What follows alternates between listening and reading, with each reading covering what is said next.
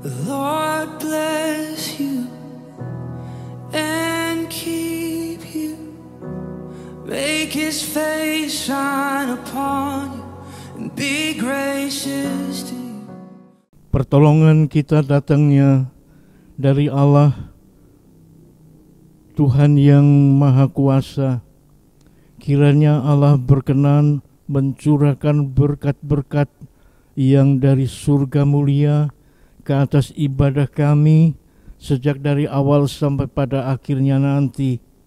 Kami syukuri berkat-berkat ilahi.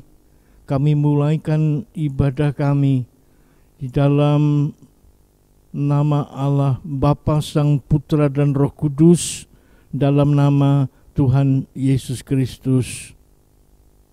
Amin. Shalom Bapak Ibu yang dikasihi Tuhan.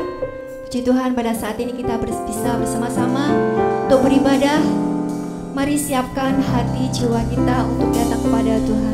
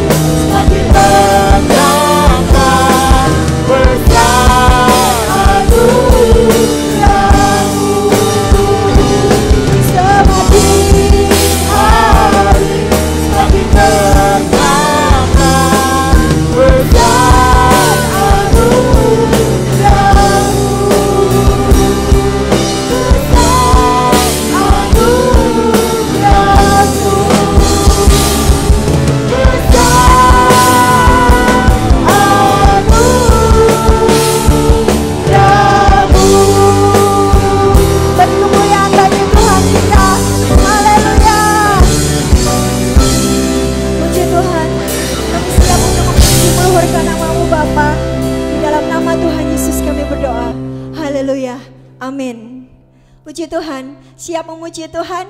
Mari kita bersorak-sorai bagi Tuhan yang maha besar dan termulia. Kau terbesar dan mulia, ajar semua perbuatanmu. Kau terbesar dan mulia, biarlah semua memuji.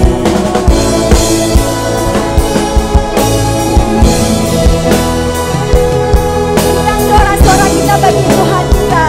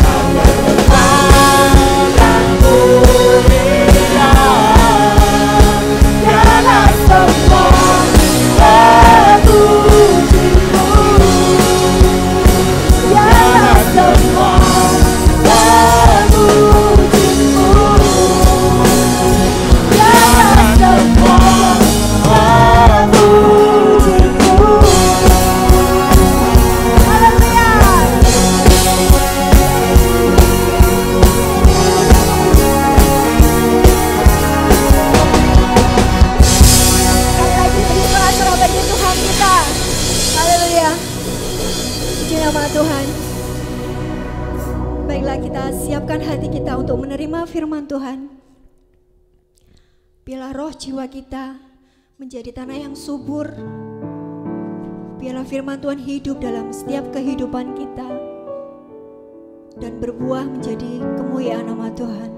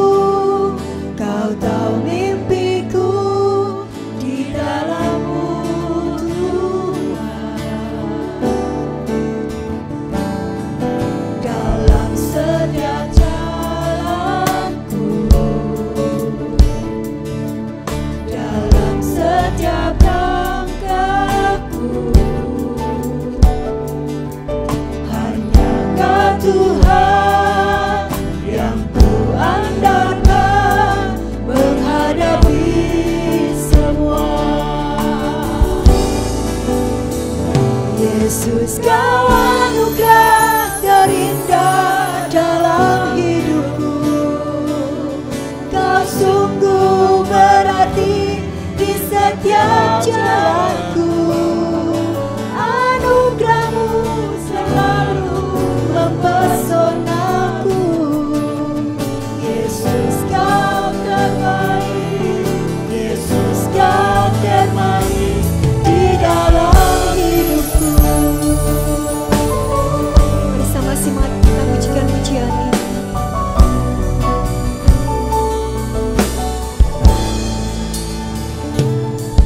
Kau tahu hatiku Tuhan, Kau tahu rinduku Tuhan, Kau tahu harapku, Kau tahu mimpiku di dalam-Mu Tuhan. Dalam setiap jalanku, dalam setiap langkahku, hanya Kau Tuhan yang ku andalkan menghadapi semua.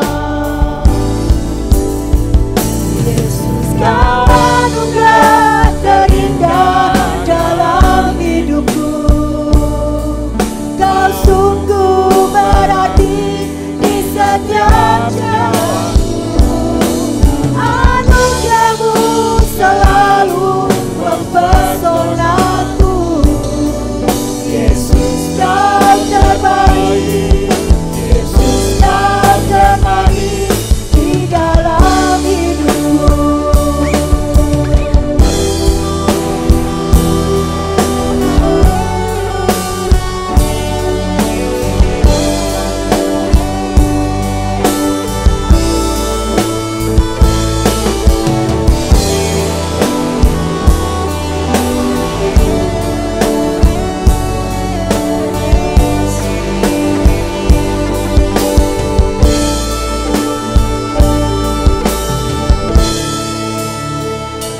Yesus, Kau anugerah terindah dalam hidupku. Kau sungguh berarti di setiap jalanku, dan anugerah-Mu selalu mempesonaku. Yesus, Kau terbaik.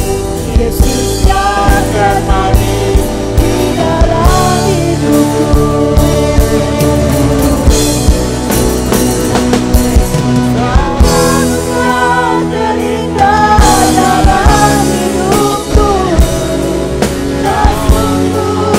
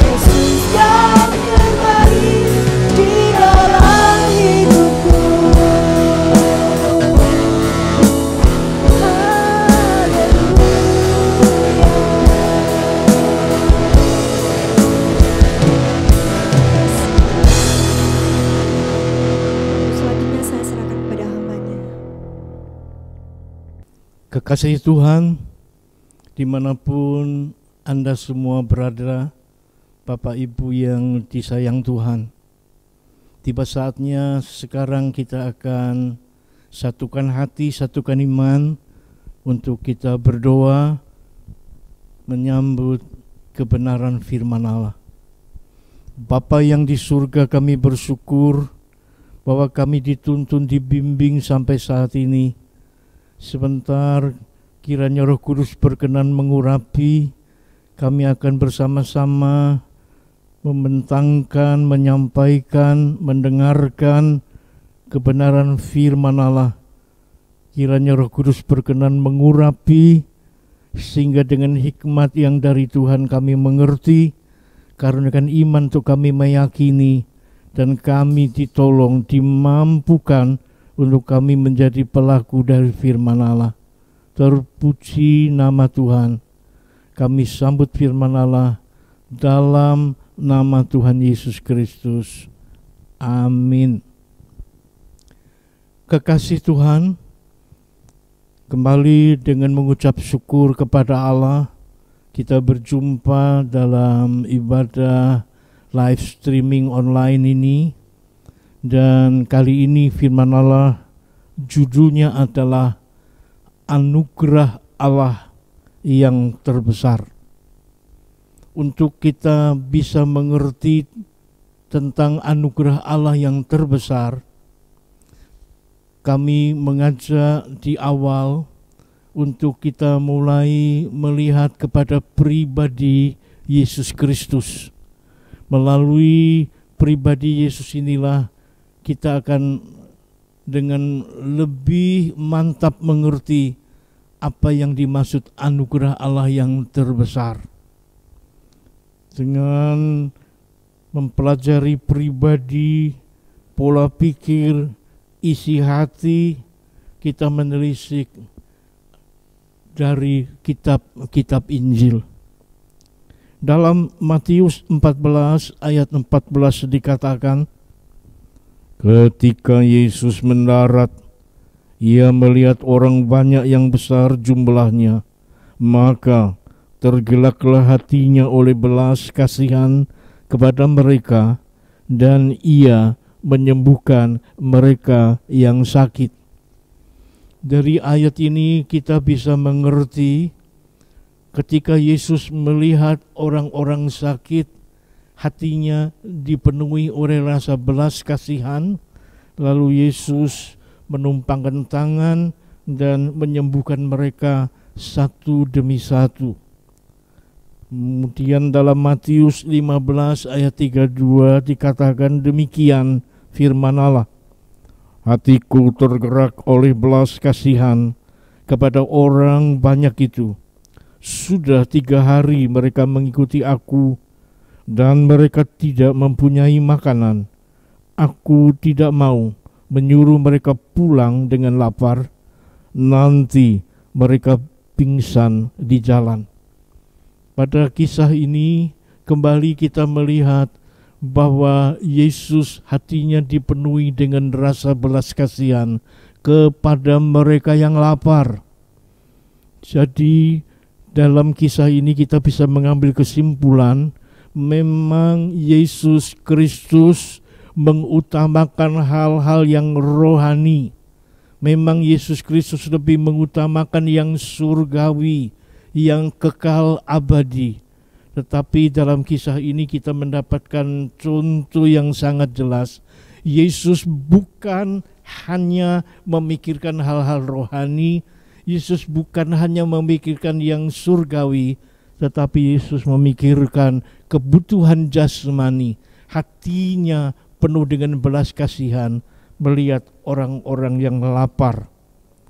Lalu dalam Matius 20 ayat 34, demikian firman Tuhan, maka tergeraklah hati Yesus oleh belas kasihan. Lalu ia menjamah mata orang buta itu, dan mereka seketika itu juga mereka bisa melihat. Lalu orang-orang buta itu mengikuti Yesus. Kembali di sini, kekasih Tuhan, kita melihat bahwa Yesus itu senantiasa dipenuhi dengan rasa belas kasihan. Ini ciri khas yang tertulis dalam banyak ayat. Yesus penuh dengan belas kasihan kepada mereka yang sakit dan menyembuhkan. Yesus penuh belas kasihan pada yang lapar dan memberi mereka makan. Yesus berbelas kasihan kepada orang buta dan mujizat terjadi, orang buta itu bisa melihat. Kemudian datang orang sakit kusta. Di masa itu sakit kusta itu identik dengan kutuk. Kusta itu tidak bisa sembuh kecuali mujizat. Di zaman itu, mulai dari zaman Naaman sampai zaman Yesus, kusta tidak bisa sembuh. Tetapi hati Yesus sekali lagi penuh dengan belas kasihan. Ada tertulis itu dalam Injil Markus pasal 1. Maka tergeraklah hatinya oleh belas kasihan, lalu Yesus mengulurkan tangannya, menjamah orang sakit kusta itu dan berkata kepadanya, "Aku mau, jadilah engkau tahir, jadilah engkau sembuh." Dan orang kusta itu mengalami mujizat, seketika itu juga ia mengalami kesembuhan. Saya terus mengajak Bapak Ibu untuk melihat lebih lanjut Lukas pasal 7 ayat 13. Di dalam Lukas 7 ayat 13 ini ada seorang ibu yang sedang menangis. Ibu itu sedang mengantar jenazah anaknya. Ibu itu sedang mengantar jenazah anaknya yang sedang dibawa menuju ke makam, menuju kuburan. Ibu itu hanya punya satu anak laki-laki tunggal, tidak punya anak yang lain. Sepanjang jalan dia hanya bisa menangis.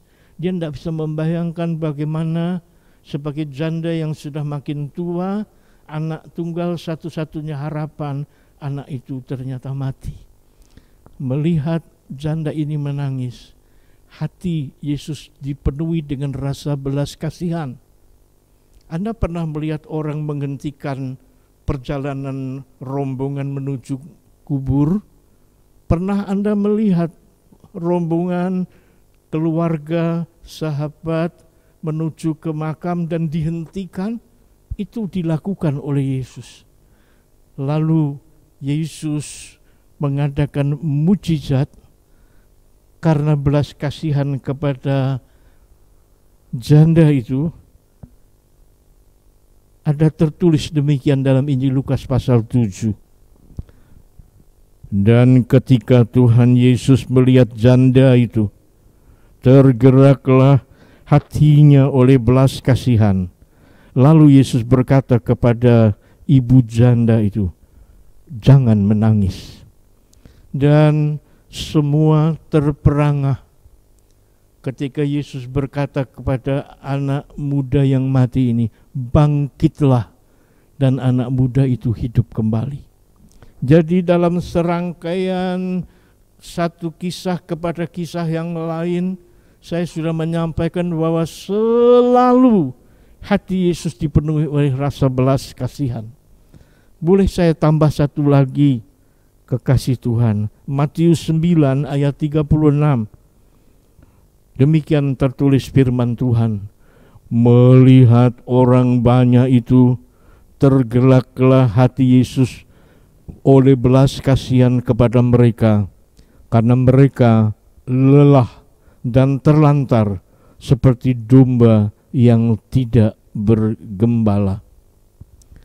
Saya ingin menyampaikan hal ini kepada rekan-rekan hamba Tuhan, siapapun Anda, para pendeta, para gembala yang mendapat kepercayaan untuk mengembalakan domba-domba Kristus. Ingat baik-baik ayat ini, bagaimana Yesus hatinya penuh dengan belas kasihan. Yesus penuh dengan kepedihan melihat umat yang tidak bergembala. Oleh sebab itu ketika Anda dipilih menjadi gembala jemaat, menjadi gembala sidang, menjadi pendeta-pendeta di kota besar, kota kecil, di pelosok, di pedalaman, di lereng-lereng gunung. Ingat baik-baik, Anda sedang menggembala domba-dombanya Kristus. Yang membuat Yesus menjadi sangat sedih karena domba tak bergembala. Oleh sebab itu biarlah Anda semua tentunya bersama saya, mari kita belajar menggembala domba-domba Kristus juga dengan seperti yang dirasakan oleh Yesus, menggembalakan domba-domba Tuhan dengan hati yang penuh dengan belas kasihan. Inilah serentetan ayat-ayat yang selalu mengatakan Yesus dipenuhi dengan belas kasihan. Dan ada satu kisah tentang Yesus menangisi Yerusalem. Yesus mengeluh tentang Yerusalem, itu juga dengan satu hal yang sama, perasaan penuh belas kasihan. Matius 23 ayat 37 ada tertulis demikian. Ini sabda yang disebut, yang diucapkan oleh Yesus langsung. Berkali-kali aku rindu mengumpulkan anak-anakmu sama seperti induk ayam mengumpulkan anak-anaknya di bawah kepak sayap. Tetapi kamu, Israel, penduduk Yerusalem, kamu tidak mau. Itu yang diucapkan Yesus, dan sekitar 30 tahun lebih kemudian apa yang dinubuatkan Yesus terjadi. Pasukan Jenderal Titus mengepung Yerusalem selama 1 tahun, tahun 69 sampai tahun 70 Masehi, dan akhirnya Yerusalem dirobohkan, bait Allah itu dibakar habis. Tapi lebih dari 30 tahun sebelumnya Yesus sudah menangisi keruntuhan bait Allah itu.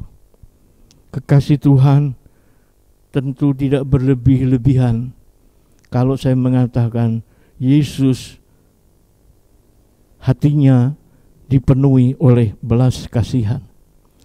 Kalau saya boleh menambah lagi satu ayat yang paling pendek dalam Perjanjian Baru, bahkan dalam seluruh Alkitab, Yesus menangisi Lazarus. Dalam bahasa aslinya cuma 2 kata. Bahasa Indonesianya karena tata bahasa ditulis begini. Yohanes 11 ayat 35. Maka menangislah Yesus. Dalam bahasa Yunaninya, bahasa asli cuma 2 kata. Yesus menangis.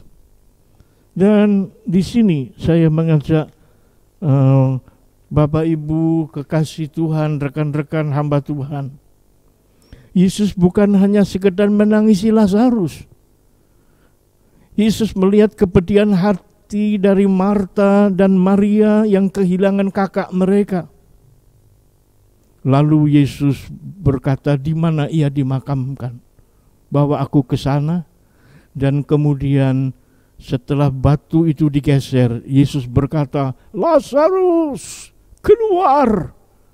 Lalu dengan masih terikat, maaf Bapak Ibu, di pocong itu, ya, maka dengan kondisi kaki dan tangan masih terikat, Lazarus keluar dari makam, loncat-loncat, sampai akhirnya Yesus berkata, bukalah ikatan tangan dan kaki, bukalah ikatan wajahnya.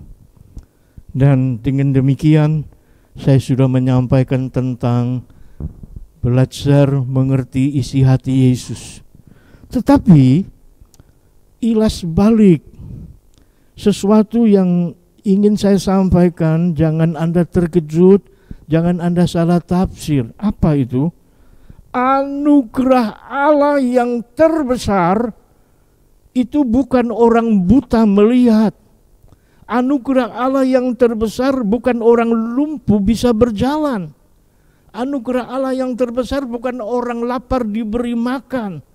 Anugerah Allah terbesar bukan orang lumpuh jalan, buta melihat, kusta ditahirkan, dan seterusnya. Tetapi apa itu anugerah Allah yang terbesar? Kita mulai dengan poin pertama anugerah Allah yang terbesar. Ayat yang sudah sangat terkenal, Injil Yohanes 3 ayat 16. Ini anugerah Allah terbesar yang pertama. Karena begitu besar kasih Allah akan dunia ini, sehingga Allah telah mengirimkan anaknya yang tunggal, supaya setiap orang yang percaya kepadanya tidak binasa dalam laut api neraka, melainkan beroleh hidup kekal dalam surga yang mulia. Kemudian Yohanes 10 ayat 18, Yesus menyampaikan hal ini. Tidak seorang pun mengambil rohku daripadaku, melainkan aku memberikannya menurut kehendakku sendiri. Aku berkuasa memberikannya dan aku berkuasa mengambilnya kembali. Inilah tugas yang kuterima dari Bapakku. Ini poin pertama, anugerah Allah terbesar adalah menerima pengampunan dosa. Bahwa Yesus Kristus rela dicambuk, rela dianiaya, rela diludahi, rela diberi mahkota duri, dan akhirnya naik ke atas kayu salib 6 jam lamanya dan mengembuskan napas di atas kayu salib. Itu adalah poin pertama, anugerah Allah terbesar. Kita mendapat pengampunan atas segala dosa kita. Apa artinya Injil? Saudaraku kasih Tuhan, Injil itu dalam bahasa aslinya, bahasa Yunani, kabar sukacita, kabar gembira.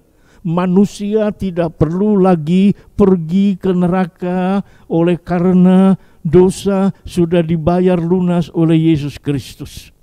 Sampaikanlah kabar ini sampai ke pelosok-pelosok, sampai ke ujung-ujung bumi, kepada seluruh manusia di seluruh dunia.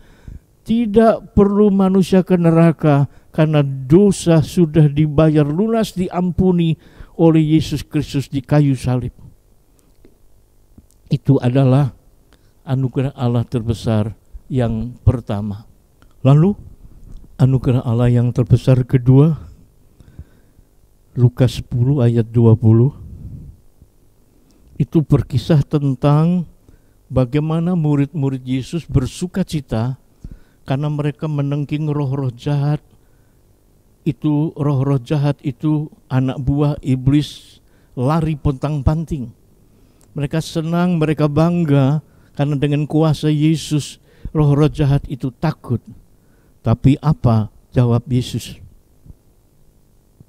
Namun demikian janganlah bersukacita karena roh-roh jahat itu takluk kepadamu, tetapi bersukacitalah karena namamu ada terdaftar di surga. Jadi kekasih Tuhan, nanti Bapak Ibu Saudara bisa baca di rumah Wahyu 21 ayat 27. Di sana tertulis ada satu kitab yang paling penting dari semua kitab yang pernah ditulis. Itu kitab ada di surga, disebut kitab kehidupan anak domba Allah. Kitab Al-Hayat, di mana ditulis kalau nama seseorang tidak ada dalam kitab itu, maka orang itu akan dilempar ke dalam api neraka. Akan tetapi kalau nama seseorang itu ada dalam kitab itu, dia terhindar dari laut api neraka. Maka saya berani mengatakan ini adalah kitab yang paling penting dari semua kitab jutaan buku yang ditulis. Kitab kehidupan Allah. Dan di dalam kitab itu yang menjadi tekanan adalah anugerah Allah terbesar yang kedua. Namaku tercatat dalam kehidupan kekal. Inilah pertanyaan, adakah Anda juga yakin bahwa nama Anda dicatat dalam kitab kehidupan Allah di surga sana. Lalu yang ketiga, anugerah Allah terbesar yang ketiga atau yang terakhir adalah Yohanes 1 ayat 12. Demikian firman Tuhan. Tetapi semua yang menerimanya, menerima Yesus Kristus sebagai juru selamat pribadi, kepada orang itu diberi kuasa supaya menjadi anak-anak Allah, yaitu mereka yang percaya dalam namanya. Izinkan saya menjelaskan ayat ini dalam bahasa aslinya, bahasa Yunani. Melalui persidangan ilahi yang diadakan di surga sana, diputuskan siapapun yang percaya dan menerima Yesus Kristus sebagai juru selamat pribadinya, orang itu melalui adopsi ilahi, by the adoption, orang itu diangkat menjadi anak-anak Allah.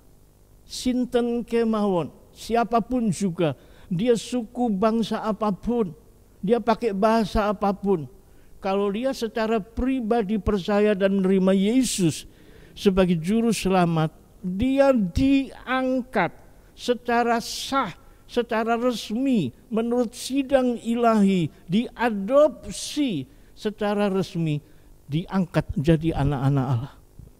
Dan itulah 3 hal anugerah Allah terbesar yang saya ingin sampaikan, tetapi berkaitan dengan pengangkatan menjadi anak Allah melalui sidang ilahi. Ada proses lain yang harus kita tahu. Yohanes 3 ayat 5-7. Demikian firman Tuhan.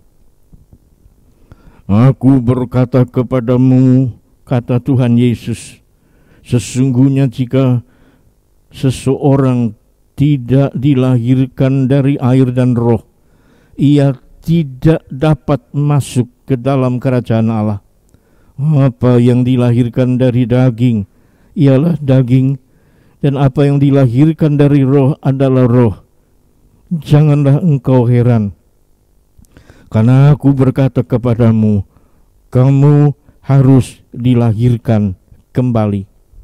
Di dalam bahasa Inggris, dilahirkan kembali itu tertulis, you must be born again.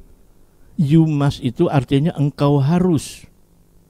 Be born itu dilahirkan. Again itu sekali lagi. Nikodemus bertanya, Guru, Tuhan, apakah orang setua saya ini bisa, kalau saya pinjam bahasa Jawa, nopo kula saged mengkeret dados alit cilik. Terus saya setelah dikecilkan dicemplungke lagi ke dalam rahim ibuku supaya aku bisa lahir kembali. Lahir yang kedua kali. Yesus berkata, kalau engkau sudah lahir satu kali sebagai anak manusia, keturunan Adam dan Hawa, engkau tidak perlu lahir kedua jadi manusia lagi. Jadi anak manusia lagi, enggak. Kelahiran yang kedua, engkau dilahirkan sebagai seorang anak Allah. Dan kalau anak-anak Adam dan Hawa, keturunannya itu disebut anak manusia, lahir dari benih-benih jasmani, maka untuk menjadi anak Allah harus lahir dari 2 benih ilahi, yaitu firman Allah dan Roh Kudus. Dan orang yang tidak pernah mengalami kelahiran baru, yang tidak pernah be born again, satu, ia tidak bisa melihat kerajaan Allah, dan yang kedua, dia tidak bisa masuk ke dalamnya. Jangankan masuk, lihat aja nggak bisa. Jadi inilah 3 hal sebagai penjelasan, yaitu bahwa kita yang dilahirkan sebagai anak manusia karena keturunan Adam dan Hawa, kita harus dilahirkan kedua, yaitu lahir secara rohani oleh karena kuasa firman Allah dan Roh Kudus, dilahirkan menjadi anak-anak Allah. Jadi saya merangkum kekasih Tuhan. Anugerah Allah yang terbesar itu, yang pertama dosa diampuni. Kita disucikan seperti salju. Yang kedua, nama terdaftar dalam surga, hidup kekal. Yang ketiga, kita diangkat secara sah, diadopsi secara resmi menjadi anak-anak Allah. Itulah yang saya bisa sampaikan tentang anugerah Allah terbesar. Tetapi izinkan saya menyampaikan ada ungkapan bilang gini kekasih Tuhan. It's now or never. Because maybe tomorrow is too late. Maksudnya, kalau hari ini Anda belum menerima, belum percaya Yesus Kristus, lakukanlah sekarang. It's now, sekarang, or never, atau tidak pernah sama sekali. Kenapa? Because, oleh sebab, maybe, kemungkinan, tomorrow is too late. Kemungkinan esok itu bisa terlambat bagi Anda. Karena firman Allah mengatakan, siapa yang mengerti tentang hari esok? Maaf, kekasih Tuhan dan Anda semua yang mendengar. Ini termasuk saya juga. Siapakah yang tahu kalau besok kita masih hidup? Kita tidak tahu. Oleh sebab itu dikatakan, it's now or never. Because maybe tomorrow is too late. Dan sebelum nanti saya mengajak Anda semua berdoa, menerima anugerah Allah terbesar, mari kita dengarkan satu pujian yang judulnya adalah He Touched Me, Dia Jamah. Mari kita akan dengarkan lagu itu bersama-sama. Dia jamah segenap hidupku dan beri damai di hatiku. Semua telah berubah dan aku tahu Yesus jamah ku jadi baru. Dia jamah segenap hidupku dan beri damai di hatiku. Tuhan Yesus jamah anak-anak, semuanya akan diperbaharui, dan kami tahu saat ini Yesus jamah ku jadi baru.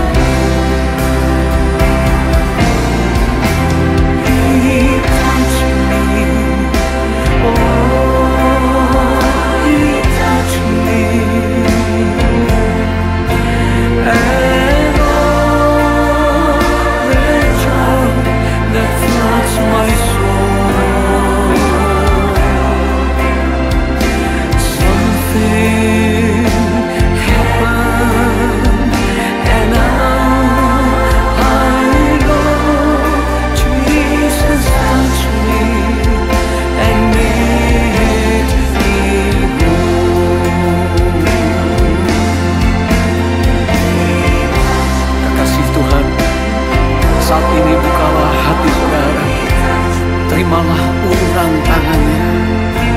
Dia mengasihi saudara, dia ingin memulihkan, dia ingin menyembuhkan, dia ingin memperbaiki kelemahan, dia ingin membangkitkan saudara.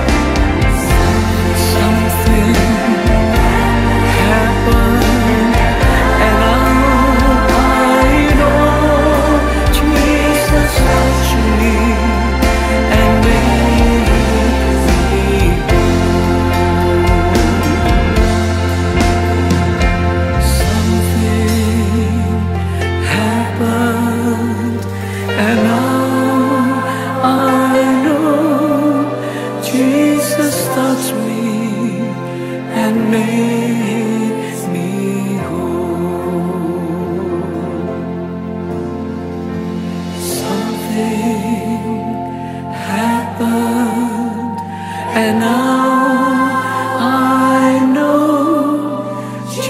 Jesus touched me and made me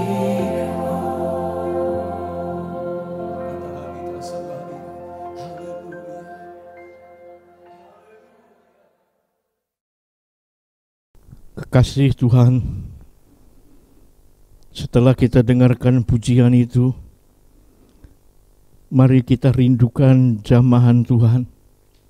Dan bagi Anda semua yang hari ini Anda masih di luar anugerah Allah, Anda masih belum menerima Yesus Kristus sebagai juru selamat pribadimu, Anda masih belum menerima pengampunan atas dosa-dosa lewat kayu salib Golgota, izinkan saya mengajak Anda, buka hati dan pikiranmu, roh jiwamu, katakan dengan telapak tangan kanan ini di atas dada, pejamkan mata dan katakan, ya Allahku, ya Tuhanku, Allah Sang Pencipta, hari ini aku mau menerima Yesus Kristus sebagai Tuhan dan Juru Selamat pribadiku, supaya aku menerima anugerah Allah yang terbesar.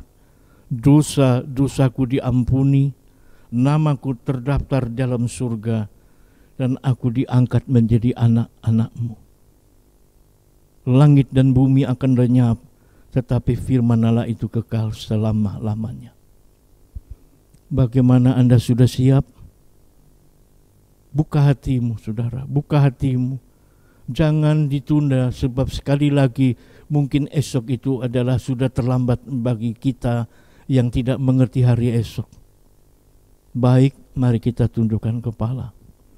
Ya Allahku, ya Tuhanku, Dikau mata yang maha kudus memandang setiap orang yang sekarang sedang tundukkan kepala dan meletakkan telapak tangan kanannya di atas dada, dan mereka dalam hati menjerit, mereka mengakui dosa mereka, mereka memohon pengampunan, dan mereka memohon supaya diberi karunia mempercayai menerima Yesus Kristus sebagai juru selamat pribadi. Kiranya Bapa di surga, dalam bimbingan Roh Kudus, kami semua maju selangkah, berlutut, menangis untuk kami mendapatkan anugerah Allah yang terbesar itu. Mari Engkau Allah yang telah berjanji dan Engkau setia.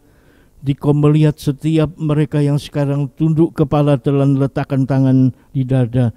Terimalah mereka ya Bapa sebagai anak-anak-Mu, sebagai orang-orang yang diampuni dosa-Mu, dan mereka, nama mereka boleh dicatat dalam kitab kehidupan di surga sana. Terpuji nama Tuhan. Kiranya semua saudara-saudaraku yang telah menerima Yesus Kristus sebagai juru selamat, mereka merelakan dirinya untuk dibaptis di dalam nama Bapa, Sang Putra dan Roh Kudus, dibaptis dalam nama Tuhan Yesus Kristus, dan mereka mendapatkan hidup kekal selama-lamanya. Inilah doa iman kami. Di dalam nama Yesus kami bersyukur. Amin. Kekasih Tuhan, siapa di antara Anda yang menerima firman Allah ini? Anda meletakkan tanganmu di atas dada, tundukkan kepala dan mengucap menerima Yesus sebagai juru selamat, menerima anugerah Allah terbesar. Silakan Anda hubungi kami supaya kami mendapatkan sukacita bahwa jiwa-jiwa diselamatkan dan terus diselamatkan. Mari sekarang kita akan tunduk kepala, kita masuk di dalam doa untuk mengakhiri ibadah ini. Bapa di surga, firman Allah telah disampaikan, kiranya semua itu menjadi sebuah kesaksian rasa syukur dan menjadi momentum bahwa seseorang telah lahir baru, menerima Yesus Kristus dan diangkat menjadi anak-anak Allah. Dan kiranya kami mengakhiri ibadah ini di dalam nama Tuhan Yesus Kristus. Sekarang kekasih Tuhan dimanapun Anda berada, terimalah berkat anugerah dari tempat maha tinggi, dari surga mulia. Di dalam nama Allah Bapa, Sang Putra dan Roh Kudus, turun damai sejahtera sukacita ke atas Anda semua. Diberkati roh, jiwa, tubuh, diberkati pribadi lepas pribadi, keluarga, rumah tangga diberkati, usaha, mata pekerjaan, pencarian diberkati. Dalam nama Tuhan Yesus kami imani dan kami terima semua berkat-berkat itu. Dalam nama Allah Bapa, Sang Putra dan Roh Kudus, dalam nama Tuhan Yesus Kristus. Mari yang percaya kita katakan bersama-sama, amin. Puji Tuhan, kita sudah menyelesaikan ibadah kita pada saat ini. Biarlah berkat dari surga mengalir dalam setiap kehidupan kita.